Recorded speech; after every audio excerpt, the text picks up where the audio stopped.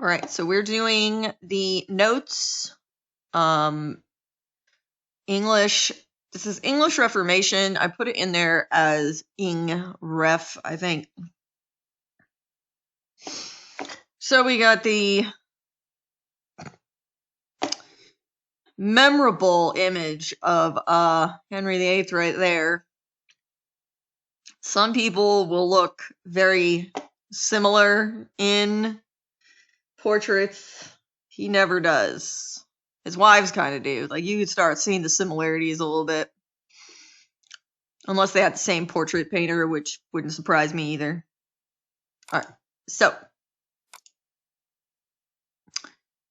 Henry was king of England from 1509 until 1547.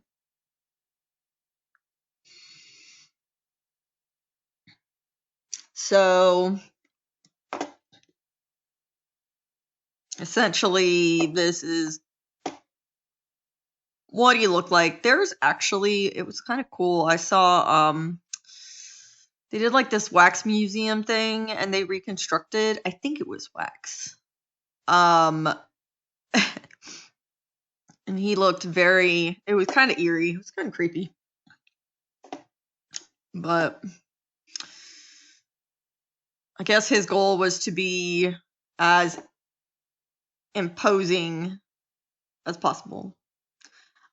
Yeah, he did, but also remember that this is just when he ruled. So he ruled from 1509 to 1547. He was not, when was he born? Hang on, let me actually check.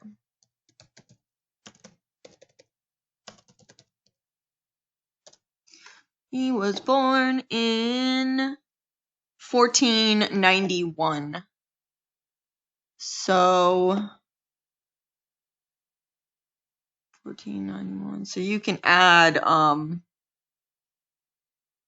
what? I don't know. Math is not my thing. Yeah. But he also I would say he struggled with, he was injured in a well, I think a couple of like jousting. I said 1491, I think.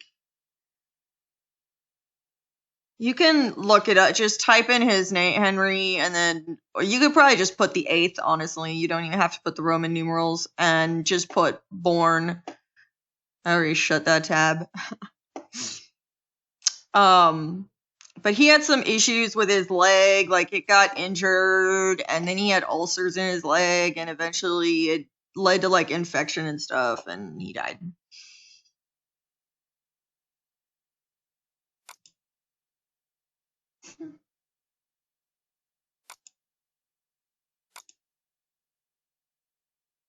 Alright, he had 6 wives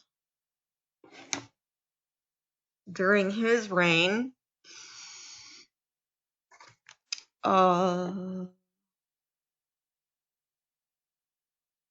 Actually, let me open. No, wait, I can do it over here.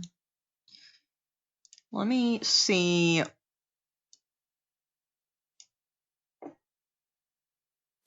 I just want to see what's next in here in the notes. All right, so hang on.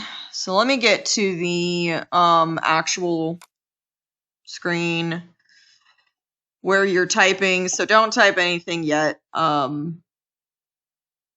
This is just the timeline. So we have Catherine of Aragon, then Anne Boleyn, then Jane Seymour, Anne of Cleves, Catherine Howard, Catherine Parr, and she's the only one happy because she lived. She's kind of happy because, I mean, you know, she didn't get executed. All right. Here we go. Here's our, this is where what you're typing. So next to, Catherine of Aragon, you're going to type divorced. Yeah, 56 years old. Hang on. I'm going to type into the chat divorced so that you can just copy and paste it. And also, these are not in order. And I didn't put in died. I feel like you can type that, but I have a feeling if you're going to misspell something, it's going to be that. So, Catherine of Aragon divorced. Anne Boleyn was beheaded. Mainly, he was, well, one, there were plenty of paranoid, there were plenty of people who got him paranoid. That was one big factor.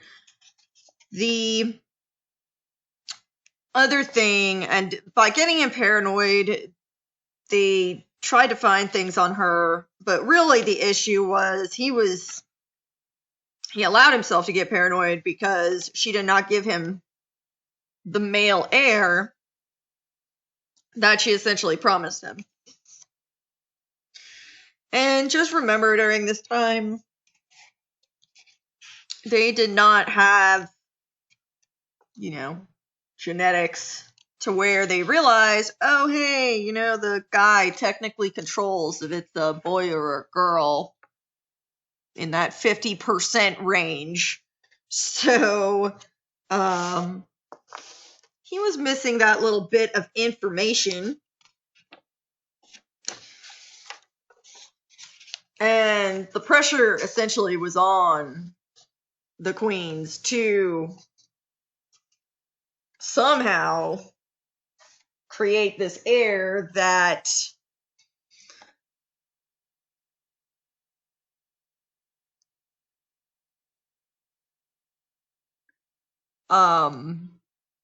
that would rule the kingdom next, even though they really didn't have any influence in it at all.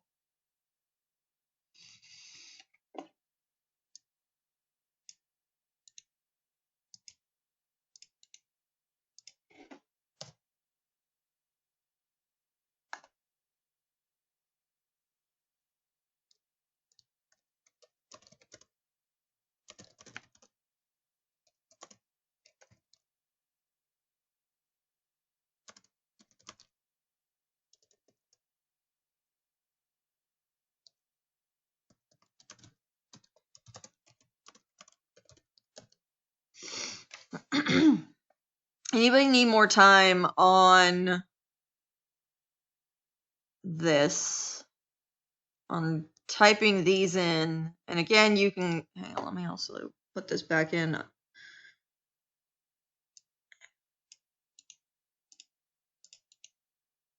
I am going to put those words in again. All right. I can come back to this later for anybody who's in here late. All right. All right. So, Catherine of Aragon was basically like, she was about 40 years old, and she had only given him a daughter. And Henry meets Anne Boleyn, and he likes her. They start hanging out, and she kind of convinces him that, hey, I can give you that son that you want. And because this is his goal, becomes his goal in life, is to get this male heir. That is his number one plan, is to make that happen. That is priority number one.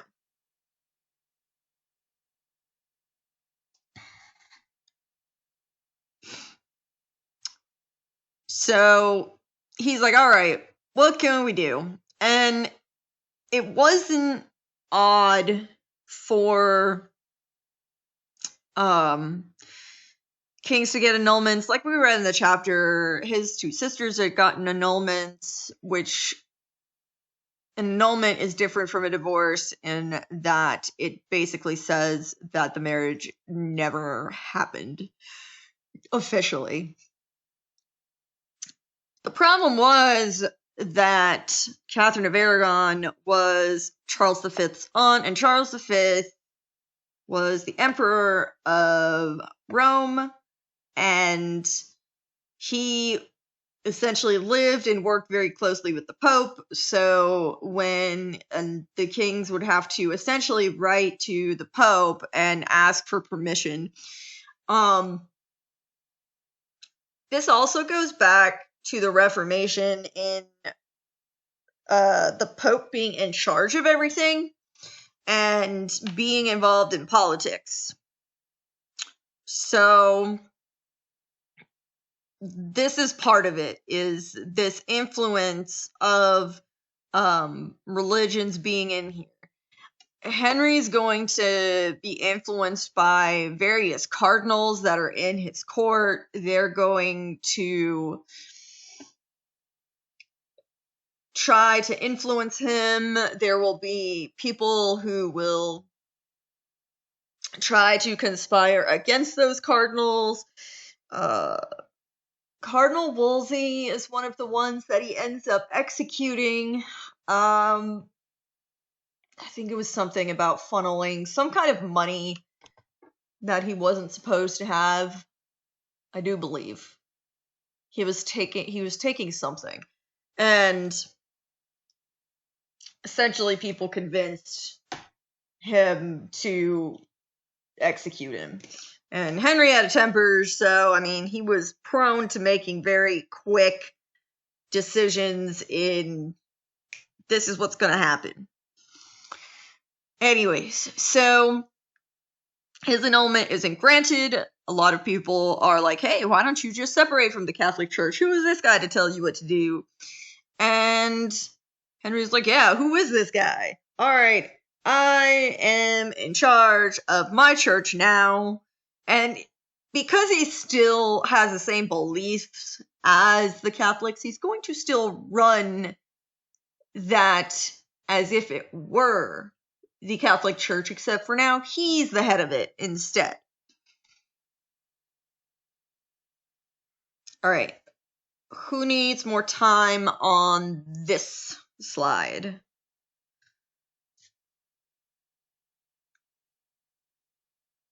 Anybody need more time?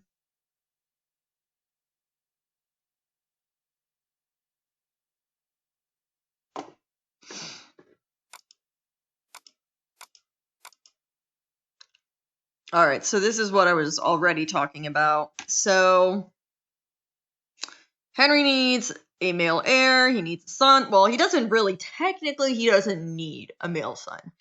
He could just have the daughters. But the deal with that is if a daughter rules, then chances are they're going to bring in either a prince from another country, a duke, or whatever, and most likely some kind of prince, right? They bring them in, and now the country is in the control of this prince who came from a different country, right?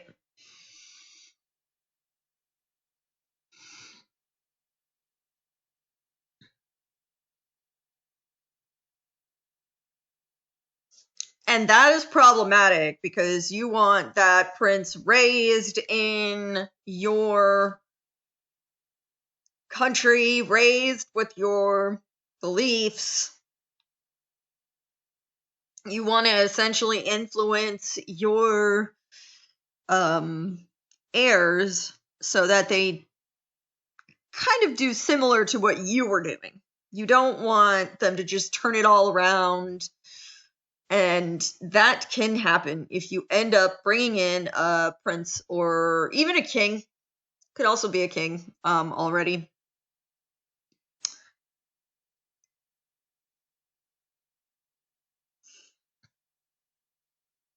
So Henry gets himself a mistress.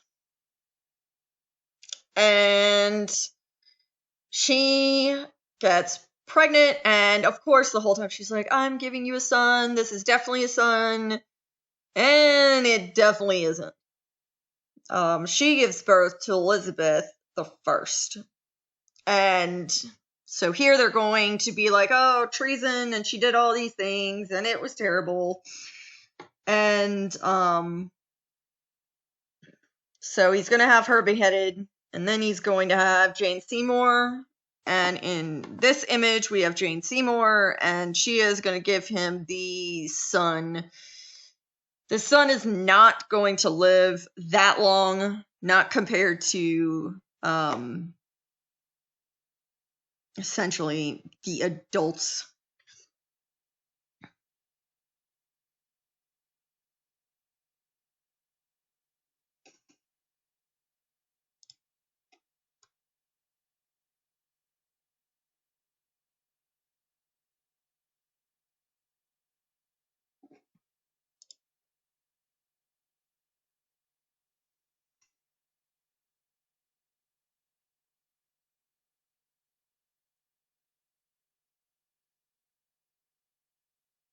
The other thing is that religion is going to play a pretty big part in this too. Catherine of Aragon is Catholic. Anne Boleyn is Protestant.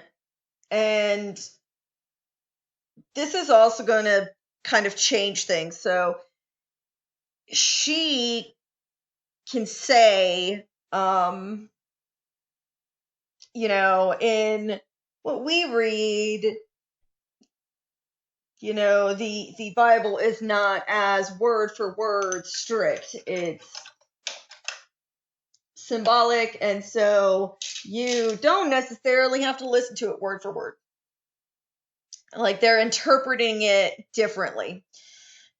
And that was part of why he kind of was okay with the idea of getting this divorce in the first place, or the annulment part of it.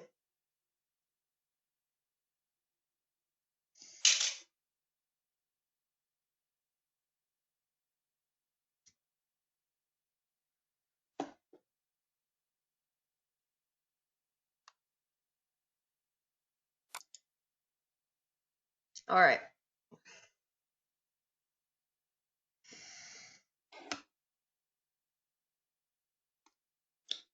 Who needs more time on this slide?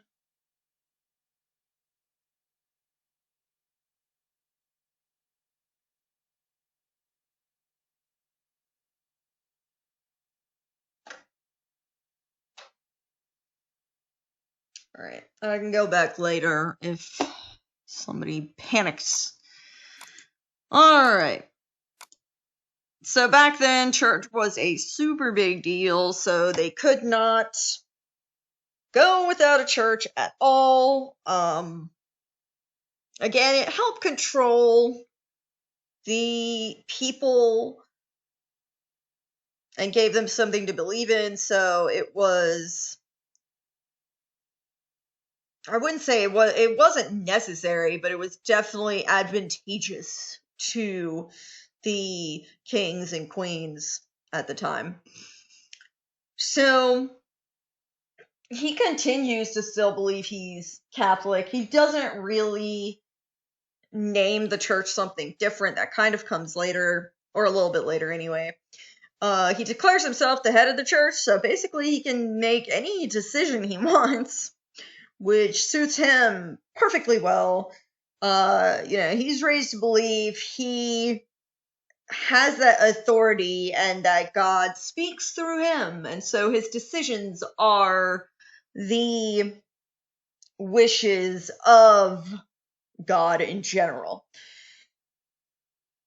So he grants himself the annulment, and then he marries the mistress. Catherine of Aragon gets sent to, I can't remember, I think it's a different estate. And but she will never remarry. She will believe until the day she dies that she is his true wife, and she stays devoted to him even after he did all this. This is also going to cause kind of a pretty big problem, because the people in England did loved her. And so Anne Boleyn is not going to exactly go in being this loved by the people person.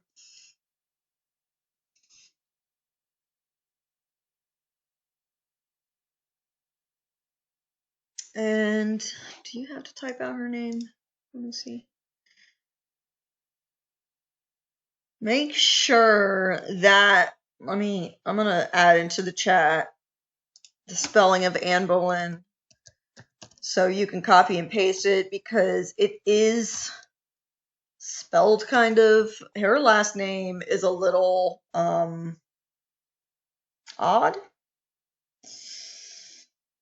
And I know I used to type it, I always got it backwards. I used to put Boelyn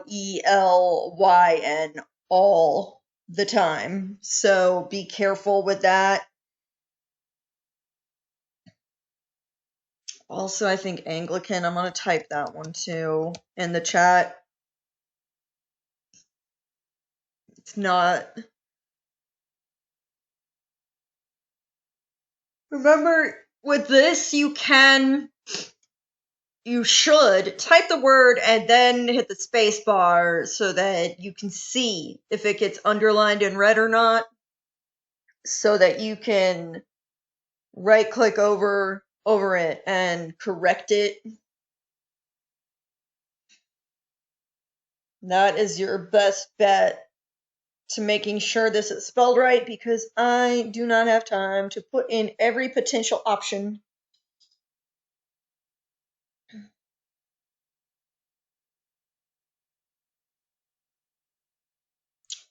The Church of England, or Anglican Church, is still the religion required by any royalty to have in England.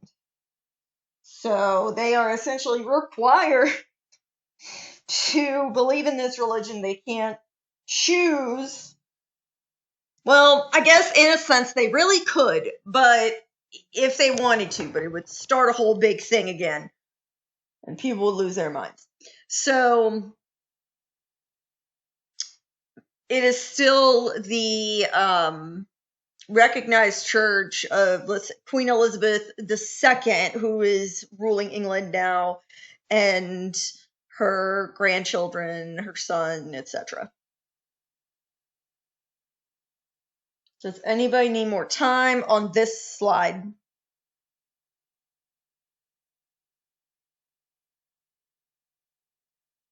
Anybody need more time?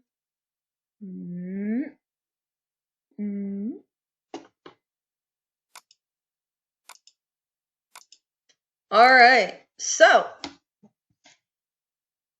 the byproduct on the side is that the public, they were paying tithes to the church, which were being sent to Rome, to the Pope. Well, Henry's like, all right, well, since I'm the head of the church now, we could just send those to me instead. And so he just starts taking all that money. He's like, this is mine. And then he also starts going after the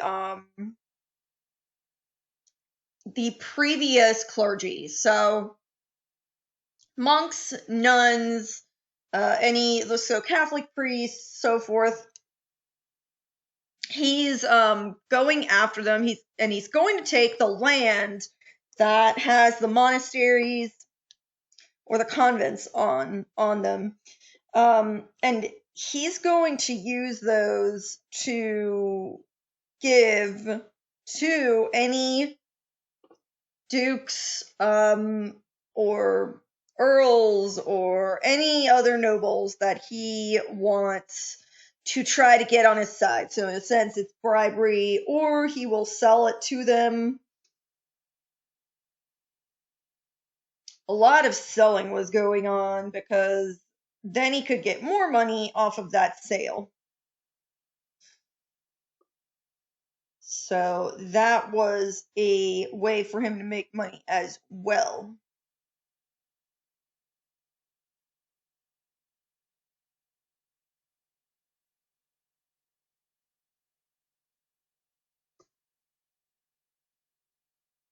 And normally, if a king is able to bring in money, it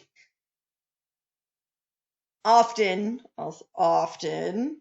will, if it's in a way that doesn't tax like the people of the country, they are usually happier because then he can do things, but without having to take more money from them. This is going to be an issue for some of the other kings that we'll end up talking about, where they just keep kind of raising taxes to fund whatever war, whatever they are trying to do. And that is going to cause a lot of unrest and displeasure among the people.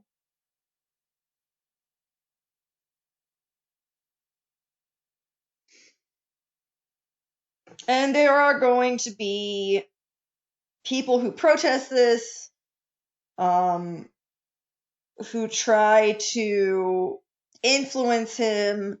There are people who try to get him to support the Catholics more, and he will go from side to side, essentially. Because some of his wives are Catholic and some will be Protestants. So he is not necessarily that concerned with the religion as long as they don't question him or his authority, or he doesn't have the final say so, then he's not going to be too picky. The only thing that kind of comes up is sometimes, if anyone was a different religion, they could be like, oh, so-and-so is a Protestant and they're plotting against you. And because he was paranoid in that sense of treason, and it was not like treason was not happening, because it definitely was. But he did jump on that a little soon, and if we look back and look at documents and so forth, essentially there were plenty of times that the information he was given was not, well founded in fact. All right, anybody need more time on this slide?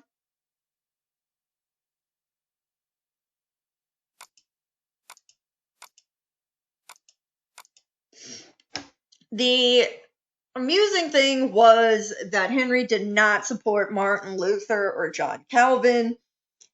And some of the big reasons are because, like, for example, Martin Luther was like, hey, we don't really need somebody who's in charge. We can read this book by ourselves. We can interpret it.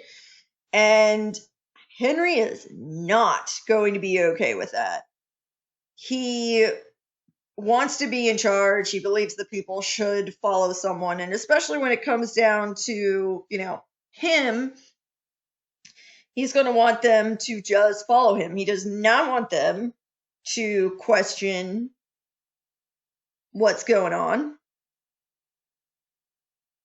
because that would take power away from him and it causes him a big hassle. So he is definitely not going to support that. And also, at that point, he was still Catholic, so there's really no reason for him to cross over to their side.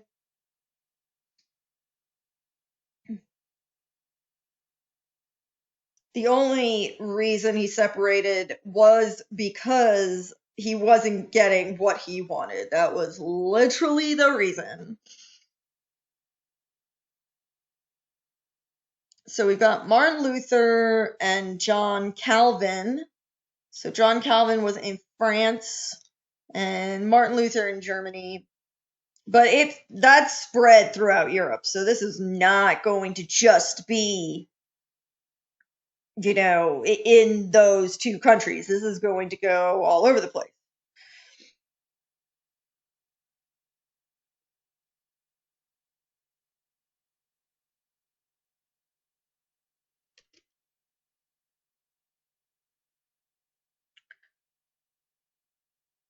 We got one more slide. Anybody need more time on this one?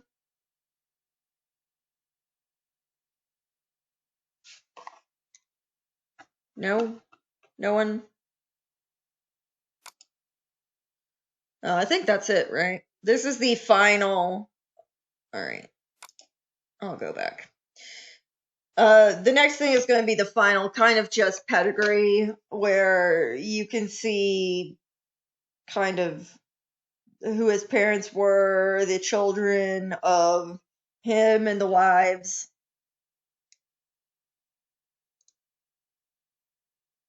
Actually, I can stop the video at this part.